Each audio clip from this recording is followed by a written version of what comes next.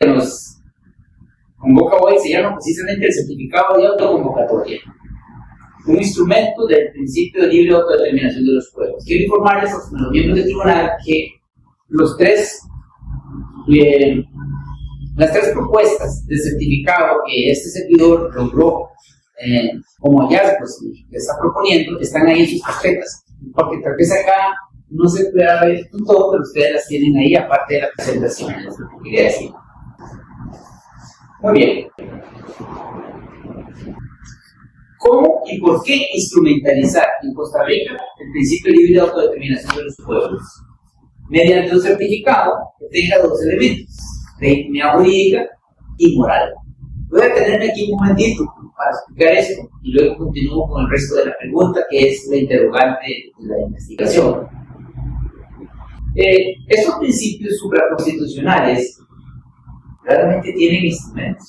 Usted ve que, por ejemplo, los principios de la Constitución luego pasan a leyes, las leyes en reglamentos, los reglamentos en directrices. Entonces, hay un orden establecido y que le favorece a uno poder darle seguimiento a cómo el derecho se declara y cómo el derecho se concreta. De la declaración del derecho a la concreción hay mucho derecho. Entonces, hay una serie de visores, hay una serie de inspectores, de validadores de que el derecho sí lo puede lograr o no lo puede lograr, que los tribunales, que una autoridad del Poder Ejecutivo, que una autoridad académica, una autoridad científica de medicina, etc. Entonces, los principios supraconstitucionales adolecen, es decir, poseen una serie de deficiencias en este caso, no tienen los instrumentos, finalmente son declaraciones que hacen las Naciones Unidas, pues hay que las agarra, las lleva a la asamblea y las aprueba, pero no tienen instrumentos para poder concretar el derecho que está ahí encerrado. Entonces, como no está claro eso, fue una inquietud de que estaba aquí defendiendo este tema de cómo instrumentalizarlo. Hay que hacer un instrumento que permita echar a andar la libre autodeterminación de los pueblos. ¿Y el por qué?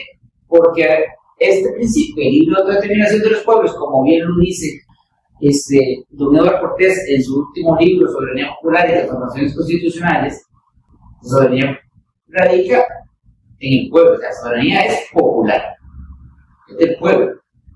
Pero ¿cómo se instrumentaliza? Nunca nos han querido decir eso. Y en la historia de las constituciones costarricenses tenemos un gran problema. Solo la primera constitución fue medio consultada al pueblo.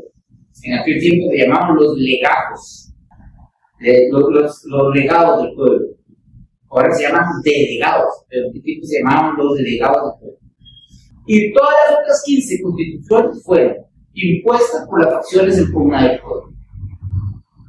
Y ninguna de ellas fue enviada al pueblo para que la validara, ni la del 49. Esta constitución que tenemos aquí no fue validada por el pueblo, solamente fue validada por la Asamblea Nacional Constituyente.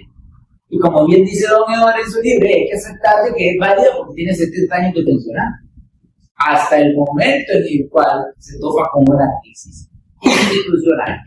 Entonces, la necesidad de instrumentalizar el principio que lleva a una dirección, un movimiento para la convocatoria de la Asamblea Nacional Constituyente del pueblo. Y el otro aspecto que quiero destacar es legitimidad jurídica, legitimidad material. Se requiere que este instrumento tenga legitimidad jurídica y moral. Ahora, el aspecto de la moralidad hay que entenderlo, ¿verdad? Recuerden que la ética es el estudio de la moral, y la moral es el estudio de los usos y costumbres de cómo las personas en una comunidad llevan a cabo la toma de decisiones. Eso es moral.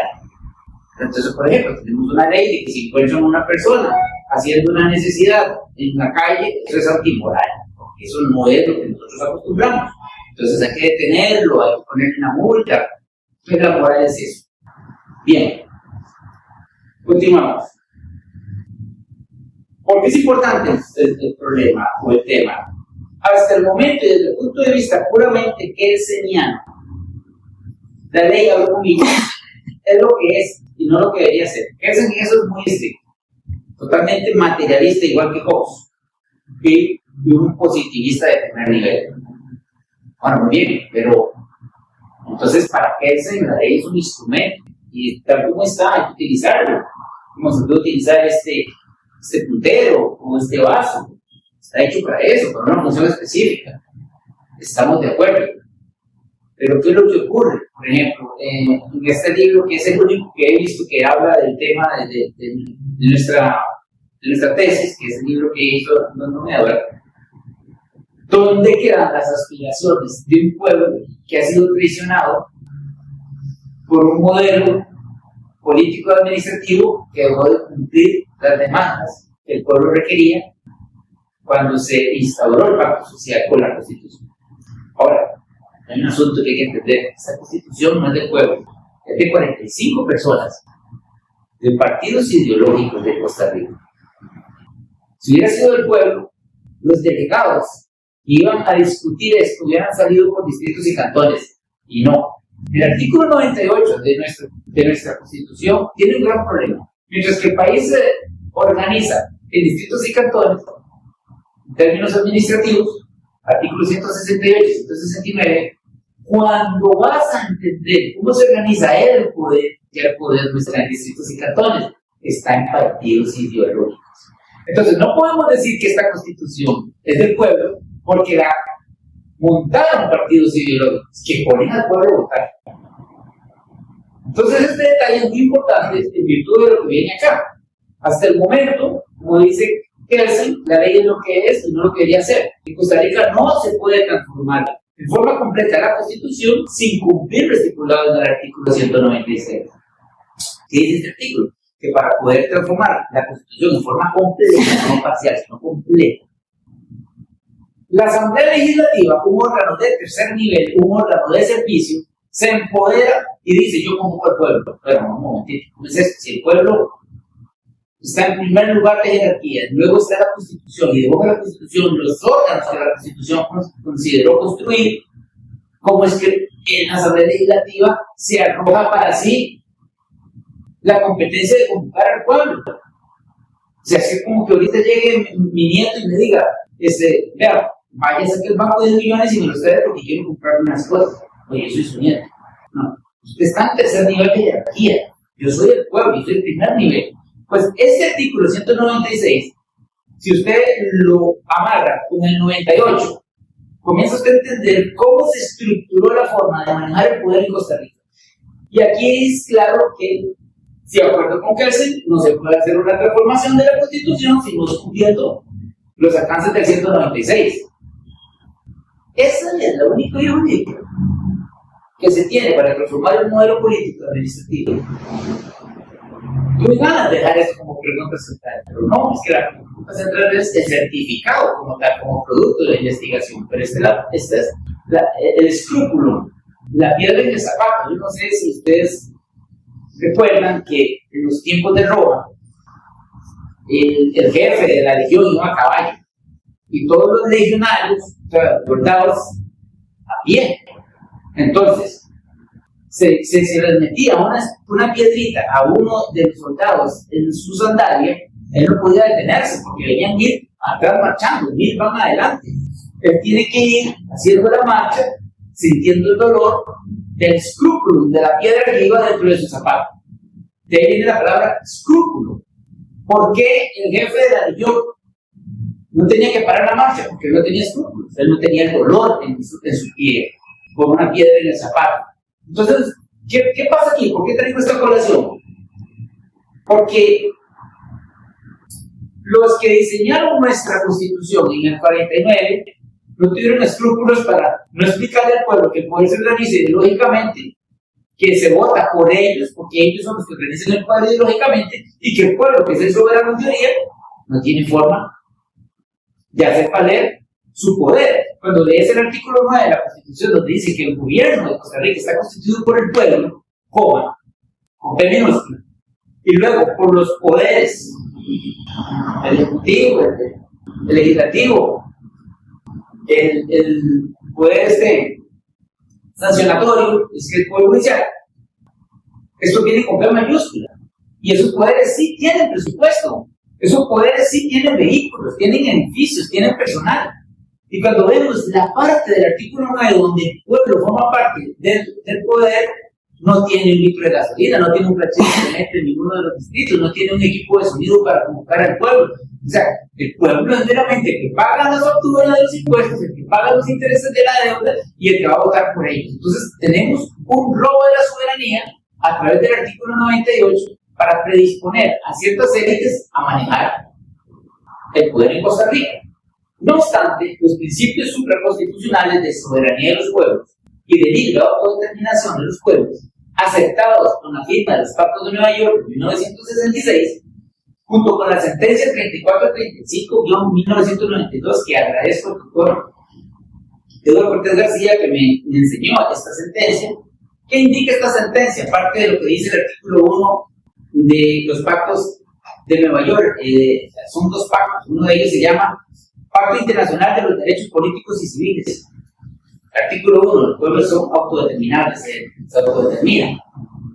Pero una sentencia de la Sala Constitucional 2435, que no es la única que habla del tema, declara que en materia de derechos humanos, cuando un principio supraconstitucional otorga mejor derecho que los que están en la Constitución, son de acatamiento obligatorio. Hasta ahí lo dejo. Pero no hay instrumentos, solamente es una declaración.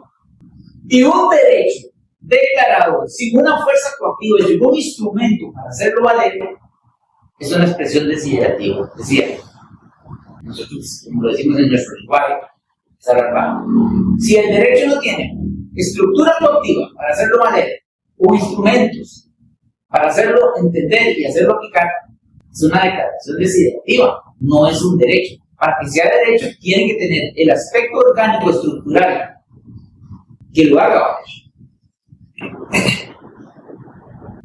Señala la capacidad del pueblo de autodeterminarse. Y si yo me autodetermino, me autoconvoco. Ahora vamos a explicar esto. ¿Qué es autodeterminarse? Por ejemplo, yo me puedo sentar en esta silla, con el respeto de ustedes, me puedo parar, puedo dirigirme hacia esa puerta, sin necesidad de que ninguno de ustedes me lleve. Yo me autodetermino. Pero en el momento en que usted tenga que sacarme con una silla de ruedas y traerme, ya yo no me autodetermino. Necesito de la fuerza motora, de la inteligencia y de la capacidad de otro. Entonces yo no soy autodeterminado. Entonces la autodeterminación es aquella capacidad, precisamente, de que en mi libertad y en mi capacidad, porque puedo tener la libertad, pero no la capacidad, de moverme, de desplazarme, yo me autoconvoco también. Es decir, si hay algo que me interesa y nos interesa a todos nosotros, también le puedo decir que autoconvoquese usted. Entonces dice claramente estos dos instrumentos jurídicos, la sentencia como los Pactos de Nueva York, que hay dos principios que son como hermanas gemelas: la soberanía de los pueblos y la autodeterminación. Bueno, muy bien. ¿Cómo implementa un pueblo su soberanía? ¿Cómo implementa un pueblo su autodeterminación? Nuestro propósito en esta investigación, yo observe, hago la aclaración, no dice objetivo general, dice propósito general, porque mi posición epistemológica es constructivista, no es positivista. Entonces, cuando uno habla de objetivo general, tiene que hablar al final de conclusiones. Cuando yo hablo de propósito general o propósitos específicos, al final hablo de reflexiones finales, porque el paradigma de la ciencia es diferente. Pero poner un certificado de autoconvocatoria individual y particular es muy importante, ahorita lo analizamos, que posea los alcances del principio de libre autodeterminación de los pueblos con legitimidad jurídica y moral, y ya lo explicamos, para organizar una Asamblea Nacional Constituyente. La primera ley de la lógica es la correlación que hay entre lo singular individual con lo particular y lo particular con lo general. Todo en la realidad es singular, todo. Esa botella, ese vaso, mi persona, la persona de ustedes. Pero cuando nos juntamos para un motivo como este, aquí hay una particularidad. Están señores miembros del tribunal, están las personas de la audiencia, está el exponente. Entonces aquí hay una particularidad. Ahora, aquí estamos hablando de ideas. Dos particularidades generan una generalidad. Entonces, nosotros tenemos que comprender que si es un principio que da un derecho a un pueblo, está otorgándoselo a un concepto general. Yo no soy el pueblo, yo soy miembro singular de un concepto particular, porque soy de Cartago. Y también soy miembro singular, además particular, porque soy de Costa Rica. Costa Rica es la generalidad, Cartago sería la particularidad, y yo realmente es el ciudadano civil, es el monista. Esto es muy importante aclararlo porque ¿qué dice el Código Penal en el artículo 303, 302, 301? Que nadie se puede manifestar en contra del orden constitucional, pero lo hace a nivel singular. No puede haber un delito colectivo, entonces se hacen a nivel singular. Pero cuando es el pueblo el que se convoca, es el pueblo el que reclama un derecho, estamos hablando de que es una generalidad, o en este caso, Cartago, Punta Arenas, o el distrito de Concho Pocosol, ese caso sería una particularidad. Aspectos relevantes del marco teórico. El estado de naturaleza, que es el estado previo a que entráramos a gobiernos civiles, donde entregamos nuestras libertades personales a un gobierno para que el gobierno organice la seguridad pública, organice la producción, y entonces todos dejamos nuestras armas en el repertorio donde lo guardamos, en el ropero, ya no las usamos, ¿por qué? Porque ahora hay una policía que nos cuida. Ya yo no estoy en pleito con mi vecino ni con ustedes, ahora somos una comunidad y rige un gobierno civil. Pero previo a eso está el estado de naturaleza. Nosotros nunca renunciamos al estado de naturaleza. En el momento en que el gobierno civil falle o el pacto social falle, inmediatamente estamos en el estado de naturaleza. Fue algo que se tocó en el marco teórico. Luego, obviamente, el contrato social del gobierno civil, que es la derivación de pasar de un estado de naturaleza a un gobierno civil, ¿dónde radica la soberanía? El pueblo, ¿quién la gestiona? Un cuerpo político escogido por el pueblo. El gobernante, el pueblo, ¿puede retirar el poder por lado? Sí, si yo doy el poder, lo puedo retirar. Y está eso instrumentalizado, está eso claro en la Constitución de 49. No está claro. Solo entregamos el poder, pero retirarse no. Para materia de alcalde sí, pero qué raro. ¿Por qué si yo puedo retirar a un alcalde no puedo retirar a todo el consejo municipal? No, y el Tribunal Supremo de Elecciones dice que no, que solo el alcalde. No, si puedo retirar a alguien que fue elegido como alcalde, también puedo retirar a alguien que fue elegido como miembro del consejo municipal. Y tenemos prácticas muy extrañas en este país. Rol que juega la búsqueda del bien común. Esto es muy importante, porque pasamos del estado de naturaleza al del gobierno civil porque buscamos un beneficio público. Y ahora, en las preguntas y respuestas, vamos a hablar un poquito más del bien común, que está estipulado en el párrafo primero del artículo 50 de nuestra Constitución, que me permito leer brevemente, porque siempre me encanta leer ese párrafo. Ese es un párrafo de lo más rico que tiene este documento, que hay que mejorar. Dice: el Estado procurará el mayor bienestar a todos los habitantes del país. El Estado no es el gobierno. El Estado no es el Poder Ejecutivo. El Estado son las 320 instituciones que tenemos. El Estado somos todos los costarricenses con las 320 instituciones que tenemos y con el marco normativo que tenemos. Dice, y le da una estrategia: organizando y estimulando la producción y el más adecuado reparto de la riqueza. Bueno, este es un mandato como una estrategia. El asunto es que no sabemos pedir cuentas a quienes tienen el poder para llevarlo a cabo. Indicadores de que el pacto social está roto en Costa Rica. ¿Quién convoca a quién? Formas jurídicas de convocatoria. Artículo 196. Formas jurídicas de autoconvocatoria. 3435-1992, sentencia de la Sala Constitucional que nos lleva a los pactos de Nueva York. Legitimidad jurídica y moral para autoconvocarse. Son temas del marco teórico. Tipo de investigación que se llevó a cabo, cualitativa, con una orientación explorativa. Como no se ha hablado, esta es la primera vez, alguien me puede corregir, pero investigué, nadie ha hablado del certificado de autoconvocatoria antes. Esta es la primera vez en esta universidad que se está hablando de un certificado de autoconvocatoria. ¿Eso qué es? Pues para que sí, para que sí. Entonces, nadie ha escrito al respecto. Entonces, cuando hay una investigación de esta naturaleza, tiene que ser explorativa, descriptiva. El único documento que hay respecto al tema es ese que está ahí, que escribió el doctor Eduardo Cortés García, y salió como 3 o 4 o 5 días después de la tesis, entonces, o antes, no me acuerdo, creo que antes. Sujeto, relación sujeto-objeto, relación de dependencia, es decir, el objeto de estudio, que es el certificado de autoconvocatoria, lo afecto a él y él me afecta a mí, una afectación mutua, tipo de lógica aplicada, lógica inductiva, y técnicas aplicadas, método dialéctico hermenéutico y análisis de contenido. Esto fue lo que se aplicó. Bueno, ¿cómo se llevó a cabo el proceso? acopio de la información, lectura de los datos, se resumieron, se hace un análisis reflexivo. Luego viene algo muy importante, que es la regulación de fuentes. Para poder tener un constructo, en este caso jurídico, porque ciencias del derecho, que sea válido, mínimo tiene que ser triangulado. Es decir, pusimos a hablar a Hobbes contra John Locke contra la Escuela de Salamanca, contra Habermas contra Fernández Valle, es decir, se subtrianguló. ¿Qué dicen de ellos sobre el objeto de estudio?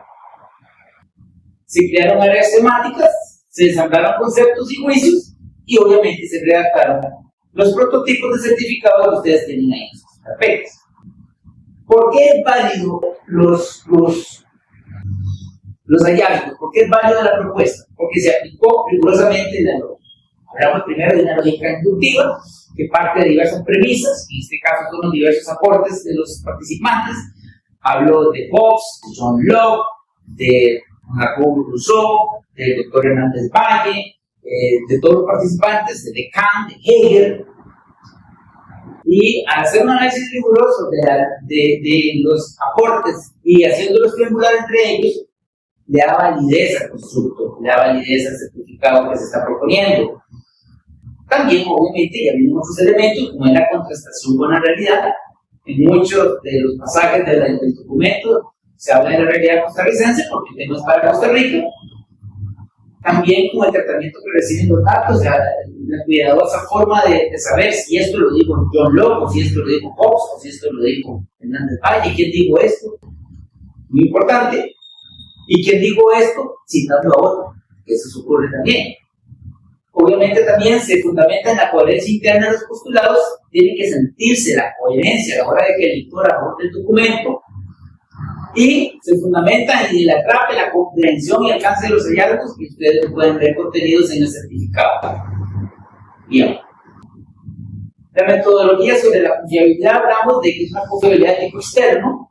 Los agentes de información se les etiqueta como característicos o diferentes, pero ustedes pueden anotar, por ejemplo, el caso de Hobbes. Hobbes dice que él es totalmente materialista y que el soberano en ningún momento hizo un pacto con los hombres. Fueron los hombres entre ellos que hicieron un pacto, y el pacto de ellos fue crear al soberano. O sea, por consiguiente, el soberano es el Estado, no el pueblo. Eso es tremendo. Mientras que John Locke, la Escuela de Salamanca, todo el mundo dice, no, el soberano es el pueblo. No, Hobbes dice, no, el soberano es el Estado. Y por otro lugar, allá vemos a Kant, dice, no, el soberano no es el Estado, ni es el pueblo, es la ley. Entonces, ¿cómo es eso? Hay diversos tipos de soberanos en las posiciones de ellos. Entonces, esto es muy importante por la confiabilidad de tipo externo a la hora de hacer el abordaje. Se despliegan puntos de vista tanto de los autores como los que emiten las noticias del punto de vista del bien social, y se acumulan datos. Se evita acumular datos distorsionados. ¿A qué vemos con esto? De que efectivamente pueden haber expresiones relacionadas al tema de la soberanía que no están fundamentadas jurídicamente. Entonces, eso se evita por el celo de la ciencia. También se maneja la exposición de baja inferencia para no hacer notar al que nos está escuchando que somos dominantes terribles del tema, sino que el tema se domina porque otros previamente lo han tocado. Bueno, obviamente se recurre a las obras de los participantes. Tenemos dos grandes categorías de estudios de esta investigación, que también se pueden subdividir en algunas subcategorías. Primero, la soberanía de los pueblos, y segundo, el principio de autodeterminación de los pueblos. Bueno, muy bien, pero ¿esto qué? ¿Cómo se segrega? Bueno, podemos hablar también de territorialidad del soberano. En Costa Rica sería distrital, cantonal, provincial y nacional. El soberano de Matina, ¿qué es eso? Y el pueblo que vive ahí. El soberano de Corredores, el soberano de Medioquejo, ese es un soberano, ahí está. Todas las leyes del marco teórico, todo del marco normativo de Costa Rica le aplican a ellos. Aquí yo he escuchado a políticos decir, y las zonas alejadas, no, es que un Estado no es zona alejada, el Estado es el mismo, y la ley tiene que cumplirse en todo el territorio donde se indica claramente que hay un soberano. Autodeterminación y autoconvocatoria son dos subcategorías. Justificación de la autoconvocatoria, que ya le hemos hablado un poco. Como bien lo dice en las conclusiones de ese libro de Don Eduardo Cortés García, la autoconvocatoria no es un instrumento de cotidianidad, es un instrumento no recurrente, sino que es contingente. Se debe utilizar meramente cuando hay signos de que el pacto social, de que el contrato social está roto, porque hay crisis. Entonces, la autoconvocatoria como opción no recurrente. La forma de autoconvocarse es certificado. Algunas obras consultadas: la Carta Magna de Juan Sin Tierra, de 1215, el Leviatán de Hobbes, los libros de Obama, los libros de la República, la Constitución de Costa Rica, la soberanía popular como procedimiento de Habermas, en fin, de Hegel y de Kant, filosofía del derecho, introducción a la teoría del derecho. Es muy importante para un abogado saber qué dijeron estos filósofos. No podemos dejar por fuera al positivista de Kelsen y, obviamente, el segundo tratado del gobierno civil de John Locke y el contrato social de Rousseau, y un aporte significativo que me dio el director de esta investigación: léase el discurso de despedida del expresidente George Washington del 17 de septiembre de 1796. Increíble, los invito a que se lo lean. Ahora vamos a hablar de eso más tarde. Bueno, hicimos triangulación de datos, triangulación teórica, temporal y personal, y de las teorías, múltiples teorías, obviamente todos los puntos de vista de ellos, que como ya lo dije, algunos piensan que el soberano es la ley, otros que el soberano es el Estado y otros que el soberano es el pueblo. Patrones hallados. La soberanía reside en el pueblo. Si este patrón se halló, pero hay otros que también contrastan. ¿Por qué? Porque Hobbes dice que el soberano es el Estado. Kant dice que el soberano es la ley. John Locke, la mayoría de nosotros, saben que el soberano es el pueblo. Entonces, vea qué interesante. Que nosotros pensamos que el soberano reside, es en un ser que piensa, tiene razonamiento y tiene conciencia, que así es como define la Declaración Universal de los Derechos Humanos y la Carta Interamericana de los Derechos Humanos al ser humano. Dice persona o ser humano, ser que razona y tiene conciencia. Esos dos grandes atributos. Entonces, si existe alguien que le late el corazón y le funciona el cerebro, pero no razona bien, y cuando se le pide una exposición que manifieste cuál es su punto de vista en términos de qué piensa del costo de la luz, y no se manifiesta coherentemente, o sea, no tiene conciencia, estamos hablando de un ser vivo. Pero esa persona no puede formar parte del soberano. ¿Por qué? Porque no razona ni es consciente de él. Es decir, que para poder ejercer el derecho a la soberanía se ocupa educación, no solamente existencia. Se ocupa que alguien te forme, que alguien te explique. Usa tu razonamiento, analiza este derecho. La soberanía reside en el pueblo, pero la soberanía la gestiona un cuerpo político designado por el pueblo. Esta era una de las ideas de Juan Jacobo Rousseau. Pero ¿quién es ese cuerpo político? ¿Y cómo se escoge? La autodeterminación de los pueblos entra a funcionar cuando el contrato social está roto. Es un patrón.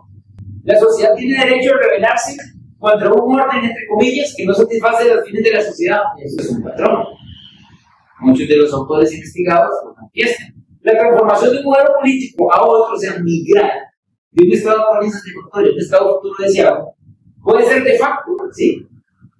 Con violencia, ¿sí? Hasta con derramamiento de sangre, coma, punto y coma, o de jure, puede ser de jure, con acciones civilizadas, pues.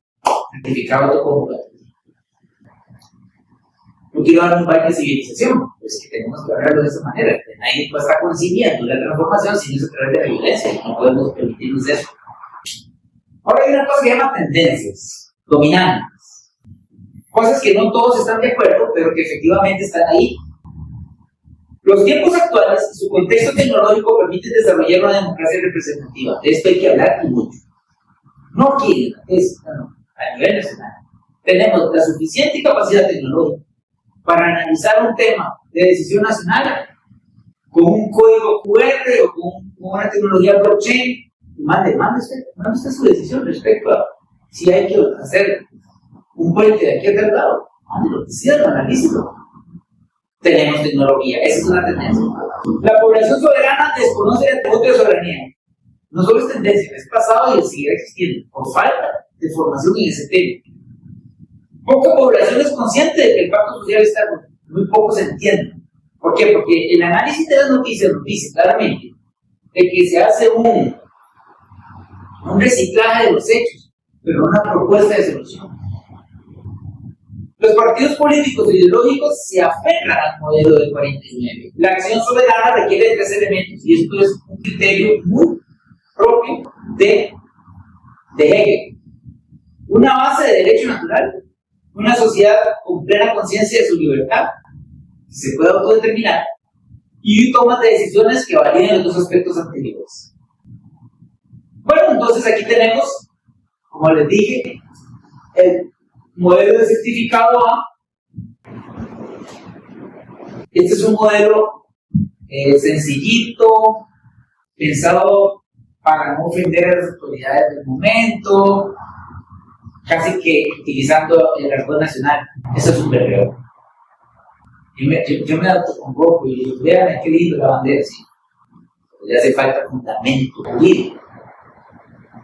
El modelo B, más pesado, comienza a intercalar exposiciones de mi derecho como soberano pueblo, con la sentencia 2435, algunos signos del momento dicen que el pacto social está roto, entonces yo me autoconvoco. Este tiene mucho peso. El modelo C es un modelo mucho más completo, porque el pueblo no solo se autodetermina, sino que en su correlación soberano-autodeterminable le ordena a la Asamblea Legislativa que a través del artículo 196 lleve a cabo una convocatoria, pero que escoja a los miembros que van a participar en la Asamblea Nacional Constituyente por cabildos abiertos distritales y cerrados cantonales. O sea, le da una estrategia de cómo llevar a cabo. Yo siento que este es el certificado con mayor peso en cuanto a articulación de fundamentos jurídicos, aspiración de la transformación del modelo y consagración y validación de los principios de soberanía y de autodeterminación. Reflexiones finales. Se logra responder al interrogante central de la investigación, que es precisamente cómo instrumentalizar el principio de libre autodeterminación. Entonces se alcanza el propósito general y se logran propósitos específicos. Conclusiones finales. La soberanía radica en el pueblo organizado, consciente y razonado. La soberanía debe ser gestionada por un cuerpo político designado por el pueblo. ¿Cómo hablar de eso después? La soberanía tiene un movimiento de ida y de vuelta.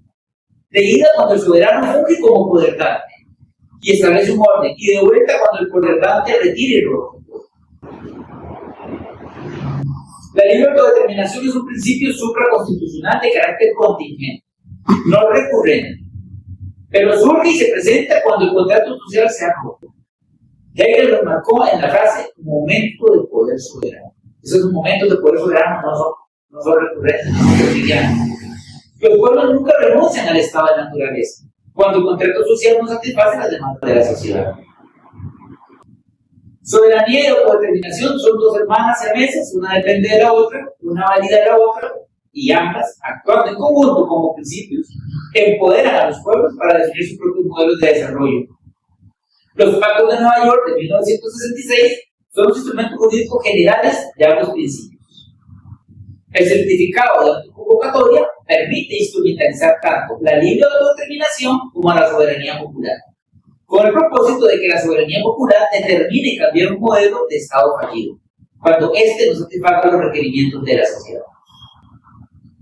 Recomendaciones. Al soberano pueblo de Costa Rica se le recomienda estudiar los alcances de la prerrogativa denominada soberanía y de la competencia denominada autodeterminación, y actuar en función de ambos principios supraconstitucionales. No solamente conocerlos, es actuarlos. Primero a funcionar.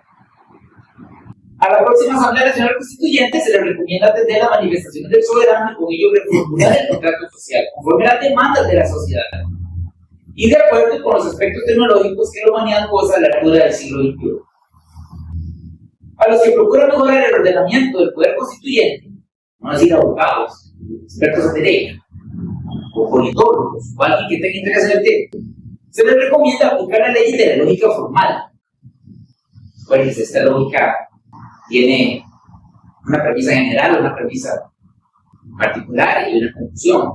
Luego viene la lógica trascendental, que es la que toma en cuenta todos los aspectos del contexto a la hora de definir un objeto de estudio, y la lógica dialéctica, que es la que antepone una idea, otra idea, es decir, una tesis, una antítesis y luego una síntesis, que deriven en mejorables textos constitucionales, textos de leyes y reglamentos para ordenar la sociedad.